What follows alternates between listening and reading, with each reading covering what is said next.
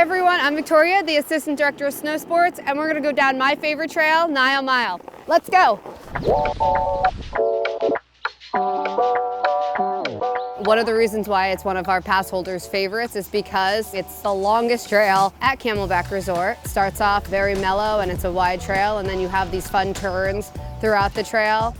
There's one turn that has a really great view looking across the mountain, and it's a great trail to intro freestyle movements like flat spins on some of the pitches and doing 360s. I know that we have a lot of people that do try to go down it fast and they try to beat some time, as long as they're doing it in a safe, positive way. Nile Mile is a great trail to work your way up on. So if you haven't skied or snowboarded and you have an interest, especially after seeing the trail, then we definitely encourage you to purchase lessons with us. And for our expert skiers, it's an enjoyable trail because it's long, and enjoy some amazing views while you're at it. So we're looking forward to seeing you on Nile Mile and here at Camelback Resort.